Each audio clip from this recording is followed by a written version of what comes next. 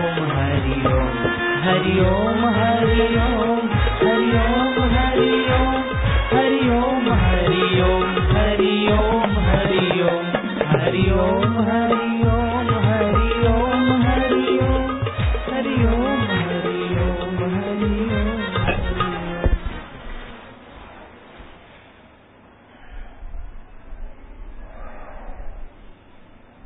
नारायण हरि हरि ओम हरि हरि ओम हरि हरि ओम हरि ओम। इधर के पंखे असंत किसको कहते हैं?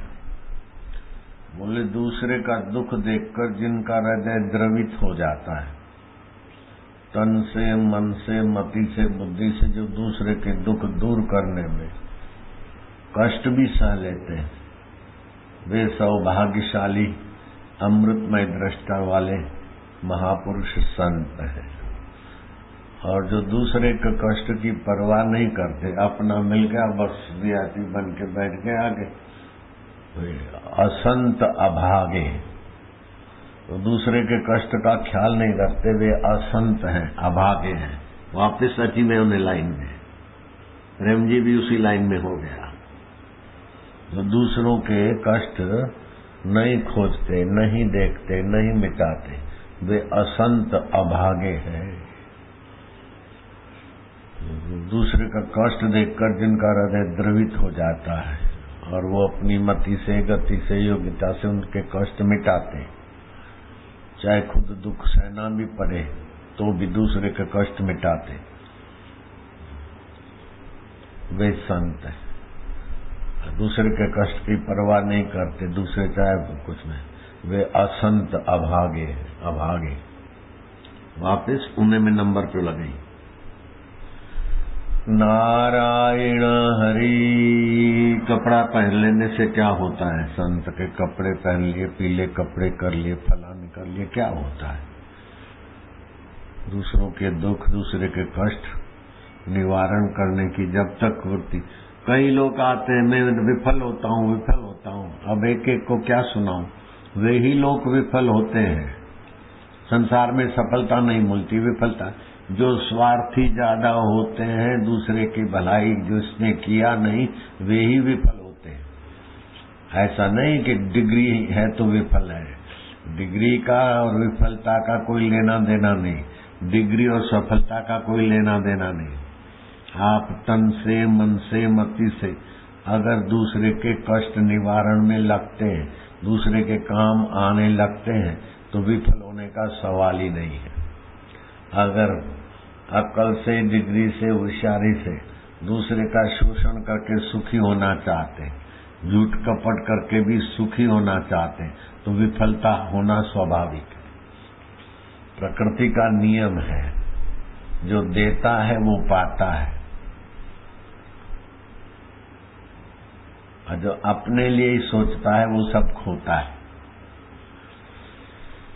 ये फूल सुगंधित और पीले पीले क्यों है कि पीला रंग इसने लौटाया दिया है तो पीले ही रह गए। ये गुलाब गुलाबी क्यों है कि गुलाबी दिया दिया दिया है, सप्तरंगों में से गुलाबी दिया है तो गुलाबी रह गया। आप जो देते हैं वही आपके पास रह जाता है, और जो रखते हैं वो व्यर्थ हो जाता है। डॉक्टर की डॉक्टरी को धिक्कार है अगर मरीजों की सेवा में नहीं लगती है तो। मास्टर की मास्टरी को धिक्कार है अगर विद्यार्थियों की पढ़ाई में ईमानदारी से नहीं लगती है तो। इंजीनियर की इंजीनियरिंग को धिक्कार है अगर लोगों के काम नहीं आती तो। आपके पास जो योग्यता है, आपने अकेले नहीं योग्यता नहीं बनाई, कॉपी बनाने वाले का भी सहयोग है, पेन बनाने वाले का भी सहयोग है, बेंच बनाने वाले और स्कूल की बिल्डिंग बनाने वाले का भी सहयोग है आपके विद्वान होने में। कईयों के सहयोग से आप ग्रेजुएशन हुए हैं या पढ़े लिखे हैं, या जो भी आपके पास सूझबूझ है उसमें कईयों का योगदान है। तो आपकी सूझबूझ और आपकी योग्यता कईयों के काम नहीं आती, तो वो योग्यता को धिक्कार है, धिक्कार वापस धिक्कार है। स्वार्थी टट्टू होके पड़े, बस घी खा खा के पाड़े जैसा दिमाग बन गया। अब मेरे को आते ही दिखा देता हूँ, क्या स्वार्थी आदमी के आगे क्या सिर खपाऊं, बता देंगे कभी जाहिर में, तो बता दिया। जो भी विफल होते हैं वो सेवा खोज लो, सेवा।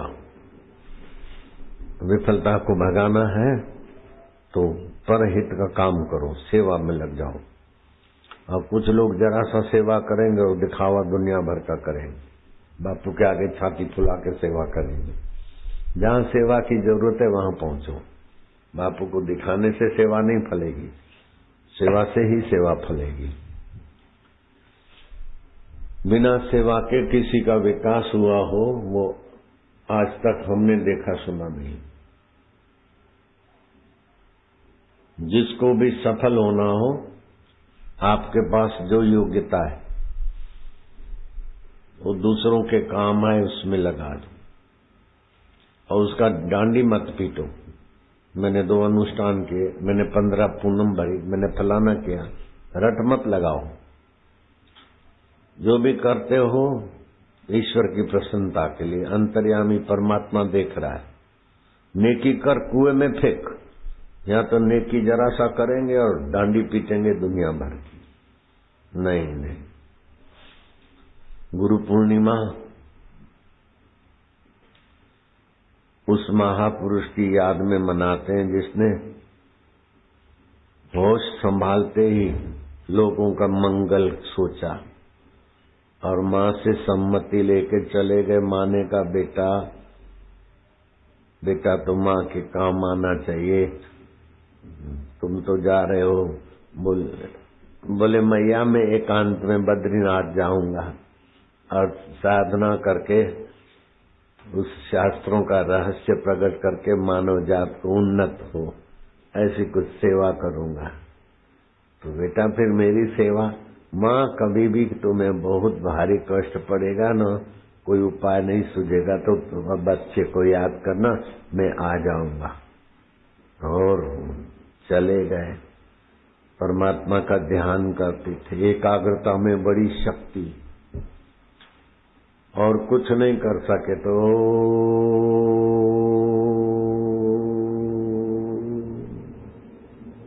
एक टक देखते रहे। आकाश को देखें, गुरु मूर्ति को देखें, एकाग्रता आएगी। तपस्ु सर्वेषु एकाग्रता परम तपा। जो विफल हो रहे हैं उनको आज रोकड़ी राजधानी फ्री में देता हूं बैठने को।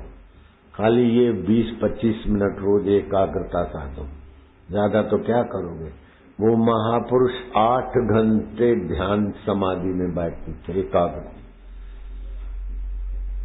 जब भूख लगती तो बेर खा लेते तो नाम पड़ा बादरायण, और वेदों का विभाग करा तो वेद व्यास नाम पड़ा। द्वीप में जन्मे और काले रंग के थे तो कृष्ण द्वैपायन नाम पड़ा। वही कृष्ण द्वैपायन, वही वेद व्यास, वही बादरायण।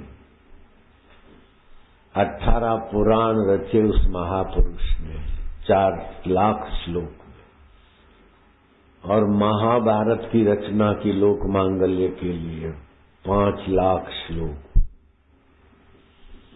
सुबह घूमने जा रहे थे, प्रातःकाल की वायु को सेवन करत सुजान, ताते मुख छवि बढ़त है, बुद्धि होत बलवान। वापिस दिमाग खोलना है तो ये करो।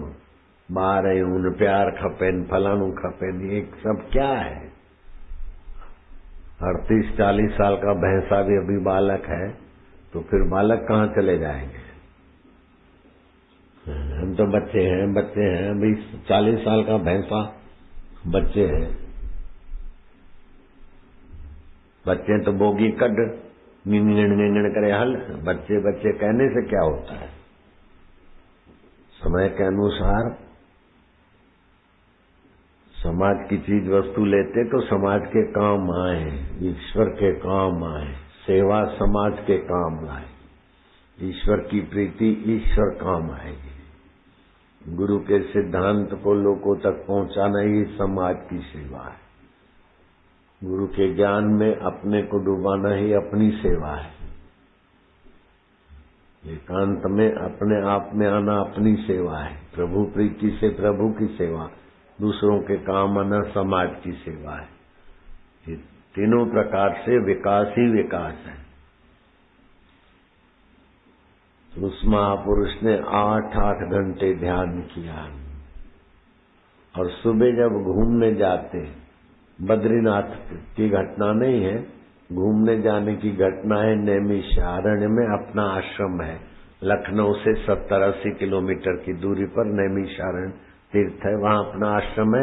लेकिन मेरा आश्रम तो कुछ भी नहीं, भगवान वेद व्यास का प्राचीन आश्रम, वो वहां रहते और शास्त्र लिखते हैं।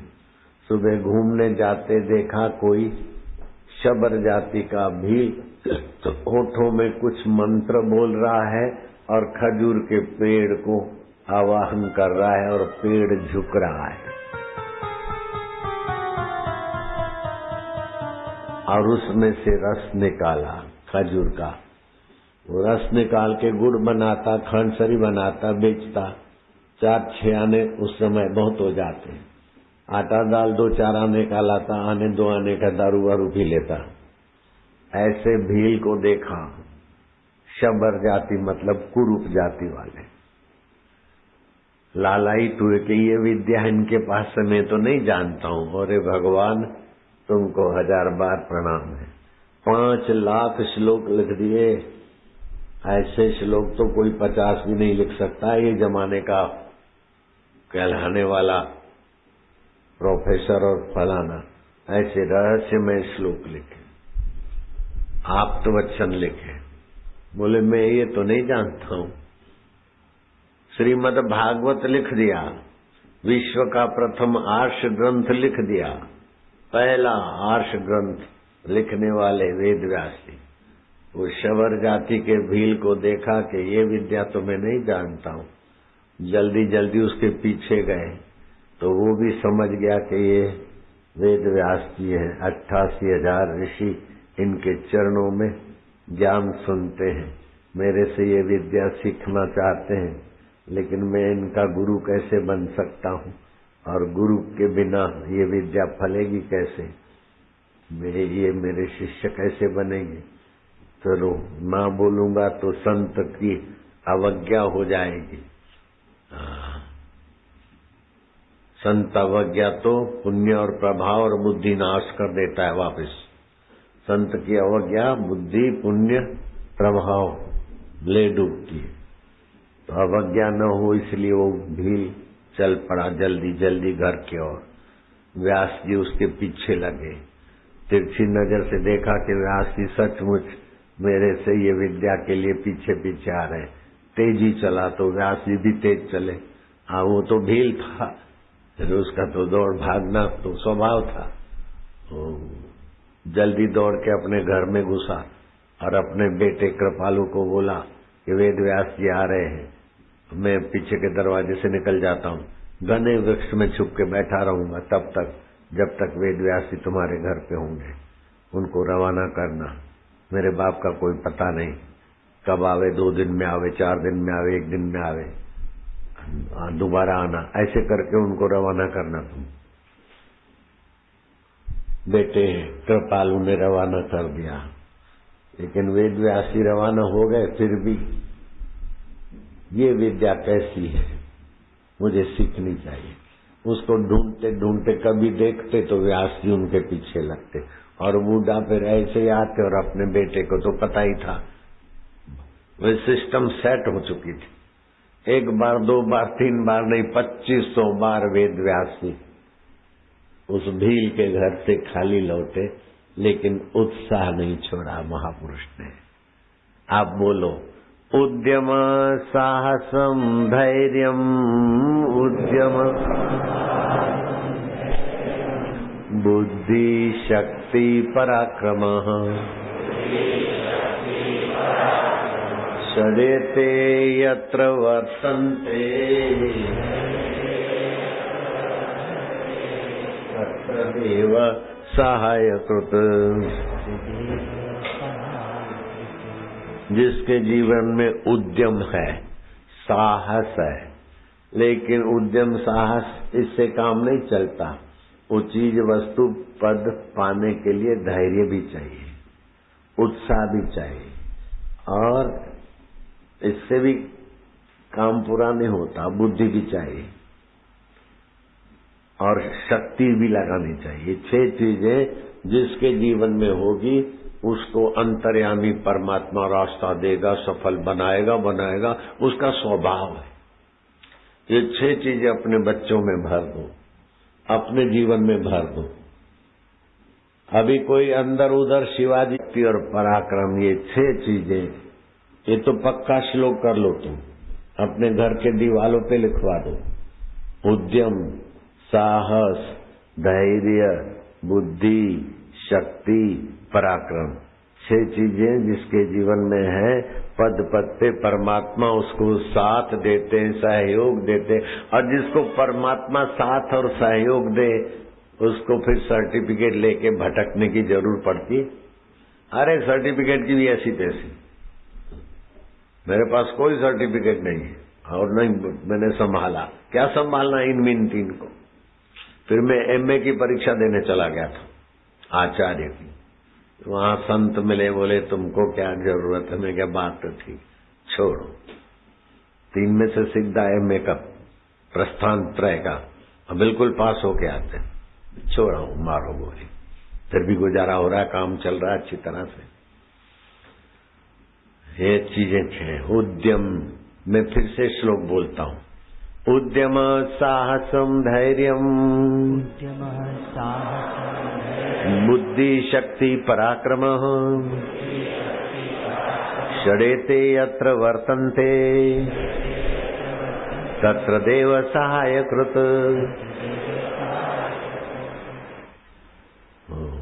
महापुरुष 2500 बार गए। एक दिन कृपालु का मन पसीजा, बोले आप इतने महान संत श्री कृष्ण आपका आदर करते, पांडु के पिता हो, दृष्टि डालते ही पीली सी हो गई बाई, तो बालक पैदा हुआ पांडु, वो 5 पांडवों का पिता, उसके आप पिता हो। दूसरी बाई ने आंखें बंद कर दी तो धृतराष्ट्र पैदा हुए, धृतराष्ट्र के भी आप पिता हो, कौरवों के दादा हो। भगवान वेद व्यास, हम भीलों के पास आप क्यों झोपड़े में 2500 बार आए, आप निराश नहीं होते? उद्यमी पुरुष निराश क्या होगा? साहसी पुरुष पीछे क्यों हटेगा? धैर्यवान पुरुष विफल कैसे होगा?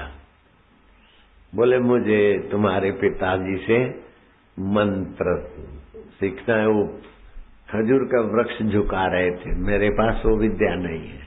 अरे बोले वो तो मैं जानता हूं मंत्र, पुत्र को और शिष्य को ये विद्या फलती है, तो मैं आपको दे देता हूं। तो बोले ठहरो, जो शिष्य को करना चाहिए, हाथ पैर धोना, ये वो श्रद्धा से जैसा बैठना, व्यास जी बैठ गए हैं शिष्य बन के। और वो भील जो पौवेबाज का बेटा था, उसने मंत्र दिया। व्यास जी तो चलते बने। वो भील लौट के आया, अपने कृपालु बेटे को पूछा कि तुम व्यास जी से बातचीत कर रहे थे, क्या दिया, क्या किया? बोले वो तो खाली मंत्र लेना चाहते थे और मैंने दे दिया। कह रहे वो मंत्र न देना पड़े तो मैं भागता फिरता था, और मूर्ख तूने वो मंत्र दे दिया। मंत्र तो शिष्य को दिया जाता है जो आज्ञा में चले। अब उन पर हमारी आज्ञा कैसे चलेगी? जो आदर बुद्धि से हमको देखे, अब वो हमको आदर से कैसे देखेंगे? तो मंत्र नहीं फलेगा। जो मैं नहीं दे रहा था वही तूने दिया, जाओ अभी जाओ उनकी परीक्षा लो। व्यास जी की, व्यास जी तो पहले ही पास हो चुके थे, परीक्षा लिए बिना ही।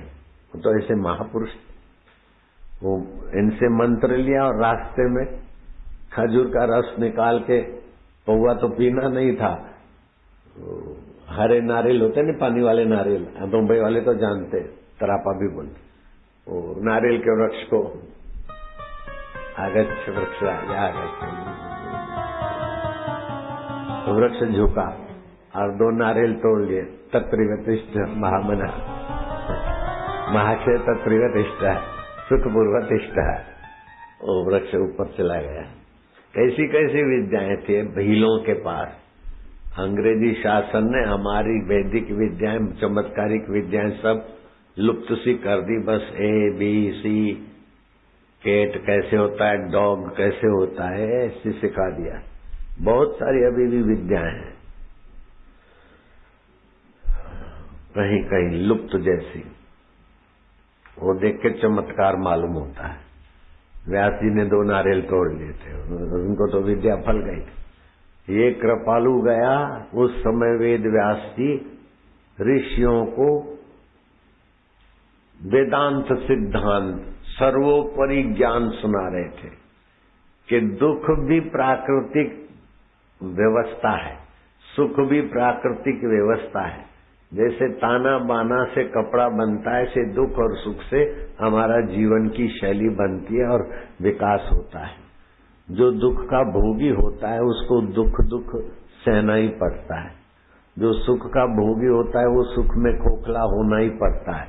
सुख का भोगी नहीं होना चाहिए। सुख आए तो संयम बरतना चाहिए। अब पति पत्नी के व्यवहार में जब सुख आता है, अति करते तो ऊर्जा ज्यादा नाश होगी, उस समय संयम बरते। न पितुली शक्ति खर्च हो।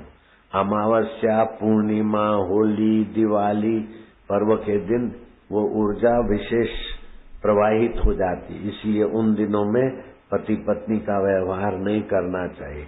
और रात्रि को 1 से 3 के बीच जागृत होना रहना लीवर के लिए, नेत्र ज्योति के लिए और मस्तक के लिए और बुद्धि के लिए बहुत खतरा है। इसीलिए पति पत्नी का व्यवहार भी रात को 1 से 3 के बीच में नहीं होना चाहिए, नहीं तो वे लोग प्रतिक्रिया शक्ति से वंचित हो जाते हैं और आगे चल के अनिद्रा की तकलीफें होती है। मनुष्य को सुख का भोगी नहीं होना चाहिए। सुख के समय संयमी और दुख के समय वासना रहित होना चाहिए। दुख का उपयोग करे, दुख हरि हरि में शांत हो, वासनाओं को छोड़े, दूसरे पर दोषारोपण करने की बेवकूफी छोड़ देवे तो दुख का उपयोग हो गया। और सुख का भोग में संयमी रहे और बाकी संसारी सुविधाएं आई, अकल आई तो दूसरे के दुख मिटाने में अकल लगाए। ऐसे नहीं बैल जैसे बैठे रहे। कई बार टोका है कि कपड़े पहनने में नालायक है, वो कपड़े नहीं पहनने चाहिए साधु के, साधु का भेष नहीं रखना चाहिए। वेद व्यास जी ने सार बात बताई लोगों को कि सुख का उपभोग न करो, दुख के भोगी मत बनो। दुख का उपयोग करो तो दोबारा दुख टिकेगा ही नहीं, आएगा ही नहीं। सुख का उपयोग करो, उपभोग मत करो तो परम आनंद हो जाएगा। ऐसी तात्विक बातें बता रहे थे कि आदमी सुख को भी साधन बना दे, दुख को भी साधन बना दे। और सुख दुख तो स्वाभाविक आता है। सुख में सुखी हो जाओगे तो छोटे हो जाओगे, दुख में दुखी हो जाओगे तो छोटे रह जाओगे। छोटे बच्चे जरा जरा सुविधा में सुखी हो जाते, जरा जरा खिलौना हट जाता चीज वस्तु तो दुखी हो जाते। तो कुत्ता भी जरा सी जलेबी में सुखी हो जाता है, जरा सा डंडे में दुखी हो जाता है। तो कुत्ते में और बच्चों में और तुम्हारे में क्या फर्क? तुम सम रहो। सुख आए तो ज्यादा बाछे मत खिलाओ, आया है तो जाएगा, दुख दे जाएगा। दुख आया है तो डरो मत, आया है तो जाएगा, सुख दे जाएगा, उसका उपयोग करो। ऐसा ऊंचा ज्ञान सुना रहे थे जिसको सुनने मात्र से करोड़ों तीर्थ का फल मिले, ऐसा ज्ञान सुना रहे थे व्यास जी। इतने में वो कृपालु सामने से दिखा तो ये महापुरुष उठे के गुरु महाराज आ रहे। कौन गुरु महाराज? शबर जाति का कुरूप, भील, नाक चिपटी आंखें यूं अगाले उठे और उसको लाए, उसका सत्कार किया। ऋषि मुनियों ने कहा नमस्ते व्यास विशाल बुद्धे, हे विशाल बुद्धि आपको नमस्कार है। जब तुच्छ और 4 आने 25-50 पैसे का गुड़ उस समय, वो विद्या पेड़ में से निकालेंगे, वो विद्या सिखाने वाले का जब इतना आदर है तो भगवान को और परमेश्वर और उसकी विद्या को, ब्रह्म विद्या को देने वाले गुरु का कितना आदर होना चाहिए। हम ऐसे व्यास जी के आदर में व्यास पूर्णिमा मनाते हैं। जो गुरुओं का आदर करता है वो आदरणीय हो जाता है। मैं थोड़ी बोलता हूँ आप मेरा आदर करो, लेकिन मेरे गुरु का मैंने आदर किया तो आप मेरा आदर करते। जो गुरु का आदर करता है वो आदरणीय हो जाता है। जो गुरु की विद्या को बचाता है वो सर्वोपरि विद्या का धनी हो जाता है। गुरु की विद्या आत्मज्ञान होती है। आत्मज्ञान के विद्या के विषय में सुन लो। आत्मज्ञानात् परम ज्ञानम न विद्यते। बोलो, आत्मज्ञानात् परम ज्ञानम न विद्यते। आत्मलाभात् परम लाभम न विद्यते। आत्मलाभात् परम लाभम न विद्यते। आत्मसुखात् परम सुखम न विद्यते। आत्मसुखात् परम सुखम न विद्यते। आत्मविद्या से बढ़कर कोई विद्या नहीं, आत्मज्ञान से बढ़कर कोई ज्ञान नहीं, आत्मसुख से बढ़कर कोई सुख नहीं। शुकदेव जी महाराज ने राजा परीक्षित की राजपाट छोड़कर अन्न जल का त्याग करके मुझे कोई संत मिल जाए, भगवान की प्रार्थना की और भगवान की प्रार्थना का पूर्ण हुआ शुकदेव जी महाराज के हृदय में। शुकदेव जी महाराज चल पड़े जहाँ परीक्षित बैठा था। रास्ते में होय होय लंगोटिया बाबा है, नागा बाबा है, लुफंगों ने कोई छेड़खानी की, महाराज दुखी नहीं हुए। परीक्षित राजा ने देखा कि वो महापुरुष आ रहे, संवान ब्रह्मज्ञानी, बड़े बड़े ऋषि मुनि जपी तपी बैठ रहे थे राजा के पास।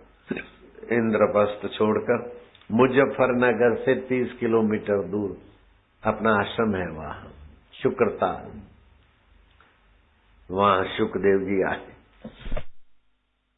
राजा परीक्षित ने सोने की चौखट में उनके चरण धोए और सोने के सिंहासन पर वो महापुरुष को विराजमान किया, अर्घ्यपात से पूजन किया, हाथ जोड़ के खड़े हो गए। राजा कुछ पूछना चाहते हो? जी महाराज आज्ञा हो तो पूछो। मनुष्य को जीवन काल में क्या पा लेना चाहिए सबसे पहले, और मौत नजीक आए तो उस समय मनुष्य को क्या करना चाहिए? शुकदेव जी का हृदय खिला के क्या प्रश्न है। जीवन काल में कौन सी विद्या पहले पा लेनी चाहिए, और मृत्यु निकट आए तो क्या करना चाहिए? क्योंकि 7वें दिन मृत्यु थी, तुम्हारी भी 7वें दिन मृत्यु होगी।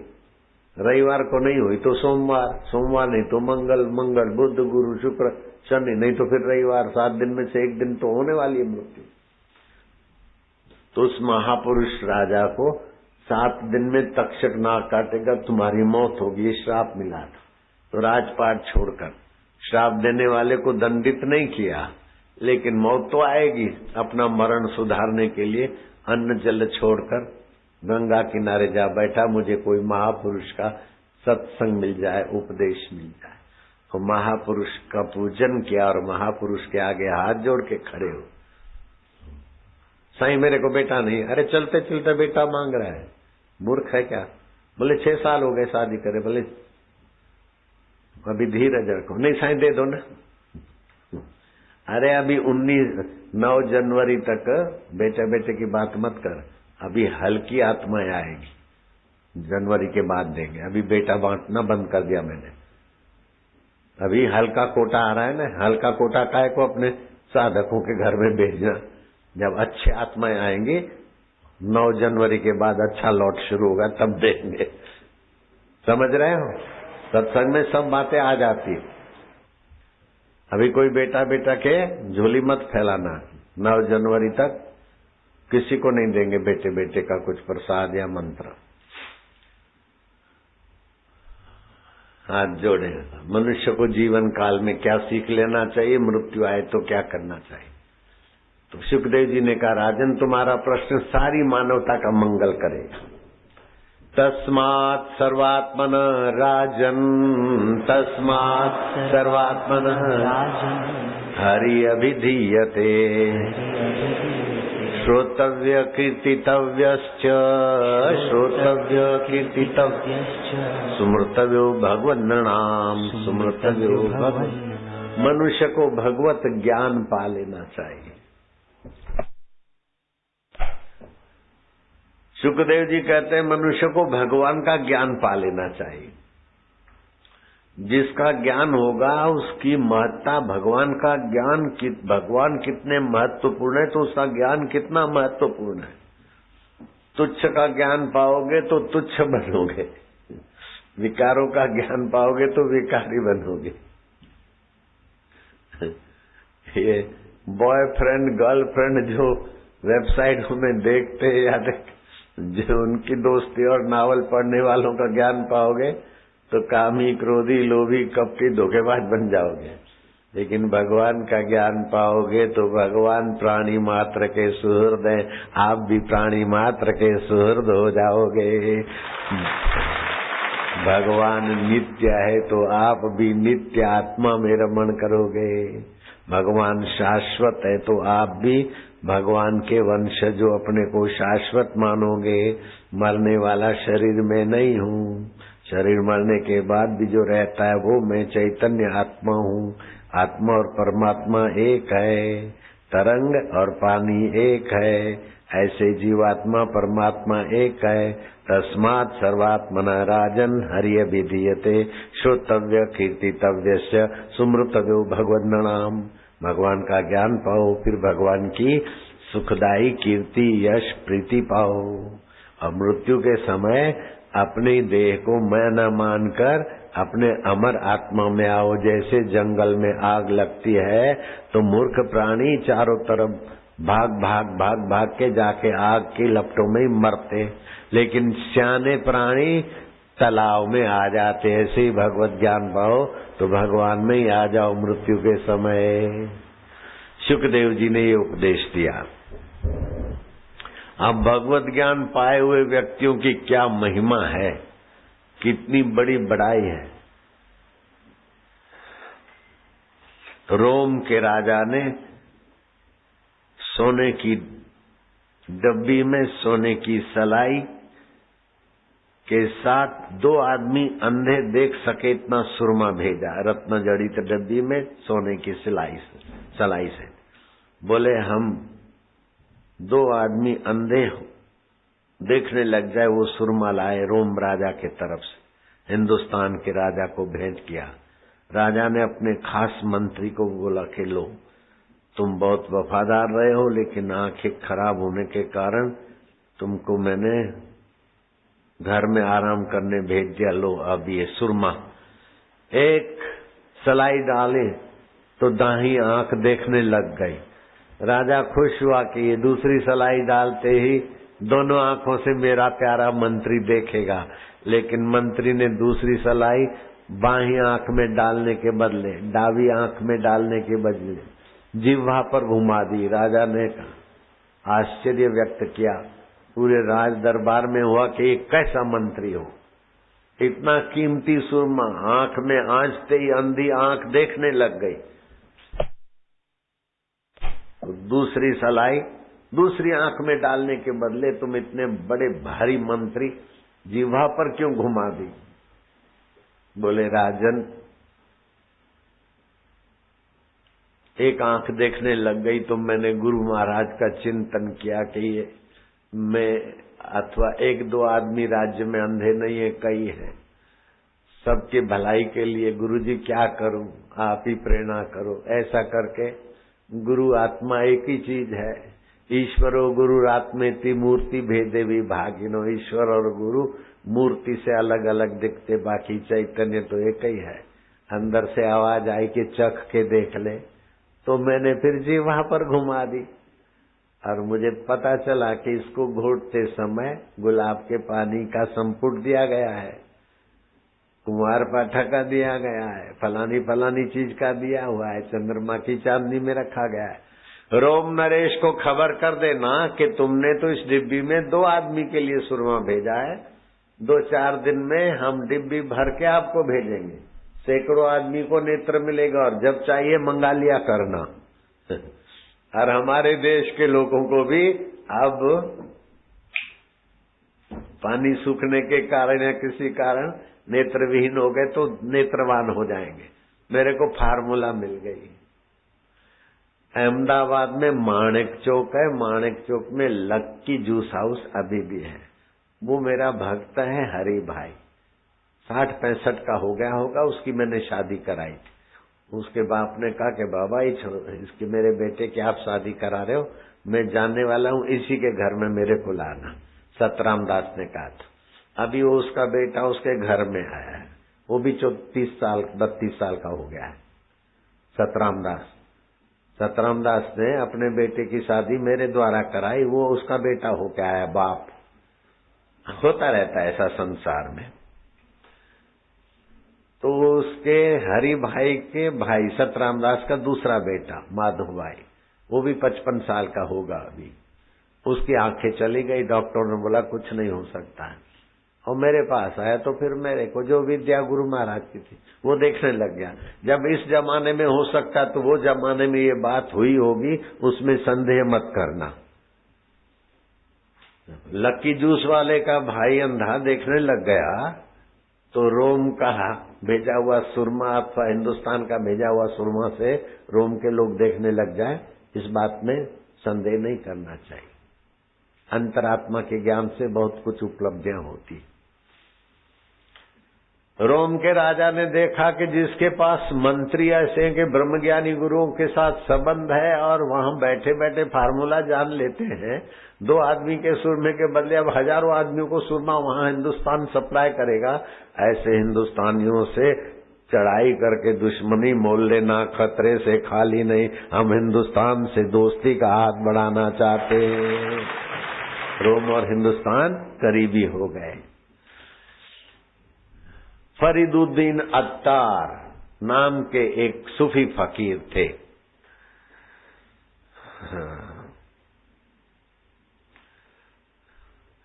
ईरान और तुर्क आपस में घर्षण चलता था।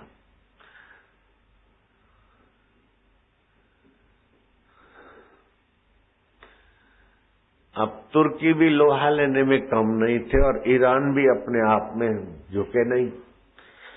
ऐसे कईयों की जाने गई, कई सिपाही मर गए, कई हवालदार, कई जनरल, कर्नल, ब्रिगेडियर स्वाहा हो गए।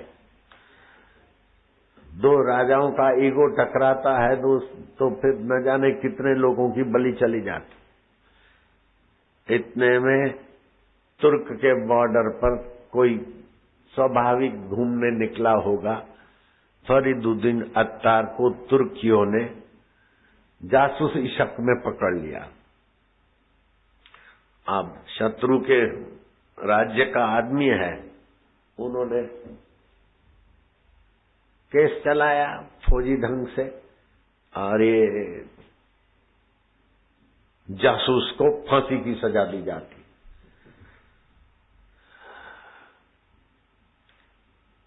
ईरान के लोगों ने तुर्कियों को संदेशा भेजा कि फरीदुद्दीन अत्तार के बराबर हीरे ले लो। जवाहिरियों ने कहा हमारे यहाँ के फकीर को फांसी पर न लगाओ। ईरान नहीं माना तो तुर्क नरेश ने कहा आधा तुर्क का राज्य ले लो। नहीं, ईरान वालों ने कहा कि तुर्कियों आधा राज्य ले लो। अगर इससे भी आपको सम्मति नहीं है तो हमारे संत बोले एक फरीदुद्दीन अत्तार के लिए जवेहरी अरबों खरबों रुपए की जवेहरात देने को राजी और ईरानी आधा राज्य देने को राजी। आखिर फरीदुद्दीन अत्तार में क्या है? बोले इनका अल्लाह आकाश में नहीं है, इनका अल्लाह इनका आत्मा है। ये खुली आंख है, तीसरा नेत्र खुले हुए। ऐसे ब्रह्मज्ञानी संतों के कारण समाज का हौसला बुलंद होता है। जैसे समरदास रामदास के कारण शिवाजी का हौसला बुलंद और महाराष्ट्र का हौसला बुलंद हो गया न, एक समर्थ के कारण। ऐसे एक फरीदुद्दीन अत्तार के कारण हमारा ईरान का हौसला बुलंद है। ईरान कुर्बान कर सकते हैं, लेकिन संत की कुर्बानी हम नहीं देंगे। तुर्कियों का हृदय पसीजा के एक संत के लिए जब ईरान अपना राज्य दे सकता है, तो हम इतने क्रूर क्यों हों? हम आपसे दोस्ती चाहते हैं, आप और हम दोनों इन संतों के मार्गदर्शन में उन्नत हो जाएंगे। ऐसा ब्रह्मज्ञानियों का जीवन होता है, बड़ा अद्भुत। दूसरी भी एक ऐसी घटना है कि तोमराज केवर्त का राजा, छोटा राज्य था, लेकिन किसी संत के संपर्क में छोटा राज्य भी अपनी बुलंदियों की खबर दे रहा था। पड़ोसी राजा के व्यक्ति का केवर्त के अधिकारी ने कुछ जाने अनजाने अपमान कर दिया, तो पड़ोसी राजा भी अपने आप में मैं विश्वजीत हूं, तो विश्वजीत को जाकर लोग बताया कि छोटा सा तोमराज केवर्त का राज्य और हमारे नागरिकों का अपमान करता है। विश्वजीत ने आदेश दिया कि सेना घेरा डालो, मेरा पड़ोसी छोटा सा राज्य मेरे नागरिक का अपमान करे, मेरा अपमान है, कभी बर्दाश्त नहीं किया जाएगा। तोमराज केवर्त को अपने राज्य में मिलाकर ही दम लेंगे। युद्ध छेड़ दिया गया। युद्ध तो छिड़ गया, लेकिन वो छोटा सा राज्य भी बड़े से बड़ा महापुरुष संत देवलाश की शरण में था। देवलाश के प्रभाव से वो जल्दी हार नहीं रहे थे। देवलाश के प्रभाव से वो लोहा ले रहे थे। घूमते घामते देवलाश उसी सेना के तरफ से कहीं निकले तो उनको जासूसी हक में पकड़ लिया और विश्वजीत ने फरमान किया कि देवलाश को फांसी की सजा दी जाए। तो वहां के धनाढ्यों ने कहा 2 करोड़ सोना मोहर ले लो, देवलाश को छोड़ दो। ऐसा तो क्या है देवलाश में 2 करोड़ सोना मोहर? नहीं नहीं, हम फरीदुद्दीन अत्तार का दृष्टांत यहां नहीं दोहराना चाहेंगे। एक सुबह कोई अजगबी आदमी आया, तोमराज केवर्त का भेजा हुआ आदमी हूं विश्वजीत, आपको संदेशा सुनने के लिए कृपा करनी पड़ेगी। अहंकारी क्यों, जरा चढ़ाना पड़ता है। राजा ने कहा है कि 2 करोड़ सोना मोहर से अगर आप पसंद राजी नहीं हो रहे हैं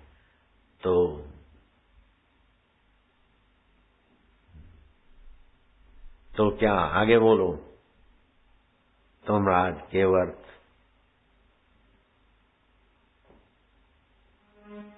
ने संदेशा भेजा कि आधा राज्य आपको की खिदमत में रख दिया जाए, आप रहमत करिए,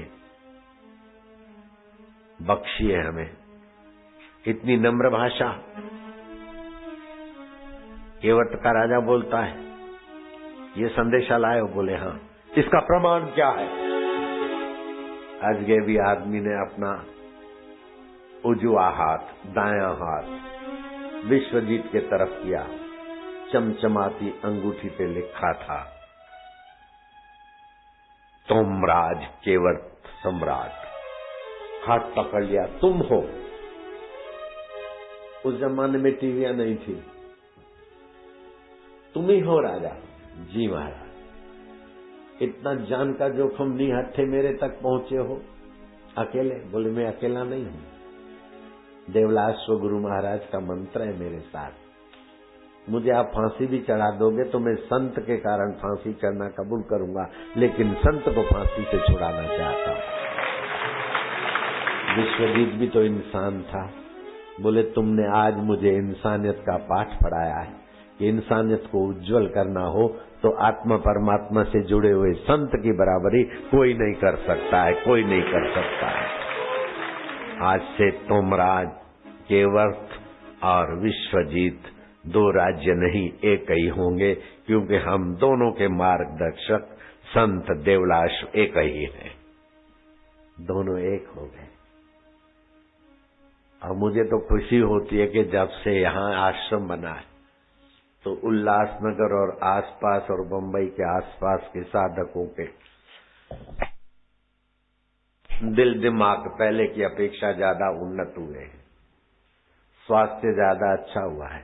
मेरे साधकों को पथरी का ऑपरेशन नहीं कराना है, पनफुट्टी पौधा है, पान फोड़ के काट के बो दो तो दूसरे पान पैदा होते हैं, 2-2 पत्ते खाओ पथरी निकल जाती है।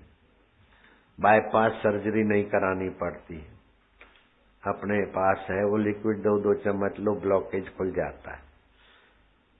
सीजरन नहीं कराना चाहिए, बहुत नुकसान होता है। गाय का गोबर दे दो 10 ग्राम, अपने आप प्रसूति होगी, नहीं हुई तो 1 घंटे के बाद फिर से 2 हो जाएगी। ऐसे ही एकाग्रता के लिए थोड़ा बच्चों को ध्यान सिखाओ, बच्चे मार्क अच्छे ले आते। अभी आपको देखकर आश्चर्य होगा कि विनय शर्मा नाम का लड़का, वो जो 25 लाख जीत के आ गया, बिग बी बोलता है जीत गए 25 लाख, बापू जी का बच्चा है, बाल संस्कार केंद्र में आता था।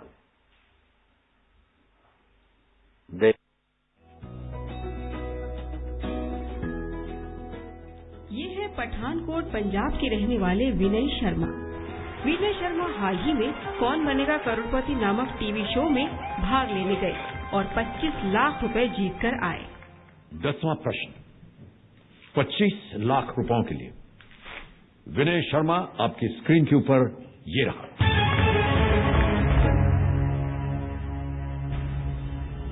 किस ग्रह के सबसे बड़े चंद्रमा का नाम टाइटन है? और आपके ऑप्शंस हैं ये: ए जुपिटर, बी नेपच्यून, सी सैटर्न या डी यूरेनस। सी सैटर्न। श्योर है? ताला लगा दिया जाए? कंप्यूटर महाशय, सैटर्न सी पे ताला लगाइए और बताइए कि विनय सही है या नहीं।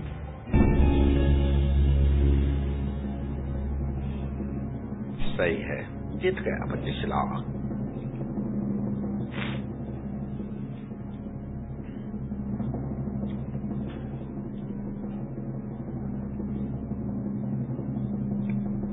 $25 लाख जीत गया। जीत गया, जीत गया।